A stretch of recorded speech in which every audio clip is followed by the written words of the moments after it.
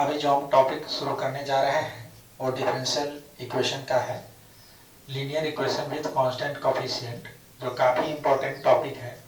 ठीक है, ये क्वेश्चन भी बार बार पूछता है एग्जामिनेशन में।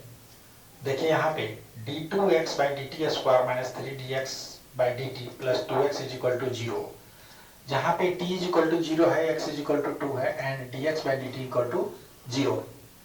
The auxiliary equation is, auxiliary equation क्या है मेरा, M square minus 3m plus 2 है। अब इसको हम क्या करेंगे, फर्स्ट इंटू लास्ट पर हम तोड़ेंगे, तो इसको हम करेंगे m square minus 2m minus m plus 2 is equal to 0 हो गया। यहाँ से m कॉमन लेंगे तो m माइनस 2 हो जाएगा, यहाँ से माइनस 1 कॉमन ले लेंगे तो m माइनस 2 हो जाएगा। अब यहाँ पे m माइनस 1 और m माइनस 2 दो फैक्टर इसका हो गया, जिसमें क्या हो जाएगा, m इज इक्वल टू 1 हो जाएगा और m इज इक्वल टू 2 हो जाएगा। अब यहाँ hence the general solution is, solution general solution निकालेंगे तो x इज इक्वल टू क्या हो जाएगा, c1 e to the power t plus c2 e to the power 2t हो जाएगा, जिसको हम इक्वेशन 1 मान लें। अब अकॉर्डिंग टू क्वेश्चन से, अब यहाँ x इज इक्वल टू 2 दिया हुआ है और t इक्वल टू क्या दिया हुआ है, 0 दिया हुआ है। तो यहाँ पर अब देखिए कि x इज इक्वल टू अगर 2 है, ठीक है, तो यहाँ पर क्या हो जाएगा, already 2 is equal to c1 e to the power 0 plus c2 e to the power 2 into 0, जो हो जाएगा e to the power c1 plus e to the power 0 क्या होता है, 1 होता है, और यहाँ पर क्या हो जाएगा, c2 हो जाएगा। तो यहाँ 2 इक्वल टू क्या हो गया, c1 प्लस c2 हो गया, जिसको हमने इक्वेशन यहाँ पर क्या मान लिया है, 2 मान लिया है। ठीक है, अगेन डिफरेंशिएशन, अब डिफरेंशिएट हम किसको करेंगे, हम इक्वेशन 1 को करेंगे। ठीक है, अब यहाँ पे dx बाई डी टी, अब इसको हम करेंगे क्या, x को करते हैं तो dx by d T, e के पावर t को करेंगे तो e के पावर t ही होगा डिफरेंशिएशन, और e के पावर 2t को करेंगे तो 2c2 e to the power 2t हो जाएगा। ठीक है, यहाँ एक कांस्टेंट टर्म है c1 और c2।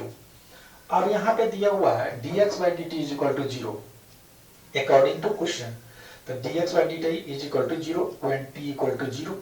अब इसमें हम रखेंगे वैल्यू, तो ये टर्म क्या हो जाएगा, 0 हो जाएगा। फिर इसके बाद यहाँ इसके पावर हम क्या है, e के पावर 0 हो जाएगा और e के पावर 0 अर्थात 1 हो जाएगा, तो यहाँ पर क्या हो जाएगा, c1 plus 2c2 is equal to 0 हो जाएगा। ठीक है, इक्वेशन 3 हमने ले लिया। अब सॉल्व करेंगे इक्वेशन 2 और 3 से। तो इक्वेशन 2 में अगर हम 2 से मल्टीप्लाई करके और हम सबट्रैक्ट कर देते हैं 2 में से 3 को, ठीक है, तो यहाँ पे सॉल्विंग 2 एंड 3 वी गेट क्या है, तो 2c1 plus 2c2 is equal to 4 और c1 plus 2c2 is equal to 0। अब यहाँ पे साइन चेंज कर देंगे जब सबट्रैक्शन करते हैं, तो अब ये क्या होगा, कट जाएगा, यहाँ c1 इज इक्वल टू क्या हो जाएगा, 4 हो जाएगा। जब c1 इज इक्वल टू 4 हो गया तो यहाँ पे हम c1 का वैल्यू अगर डाल देंगे तो c2 का वैल्यू हमको निकल जाएगा। वही काम यहाँ किए हैं कि c1 का वैल्यू हम क्या किए, इक्वेशन 2 में डाल दिए, तो c2 मेरा -2 हो जाएगा। अब जब कांस्टेंट टर्म c1 और c2 दोनों जब निकल गया तो इक्वेशन 1 में अगर हम डाल देते हैं तो मेरा क्या हो जाएगा, x का वैल्यू निकल जाएगा, तो x इज इक्वल टू क्या हो जाएगा, 4e to the power t minus 2e to the power 2t। यही मेरा क्या हो गया, आंसर हो गया। Okay, thank you.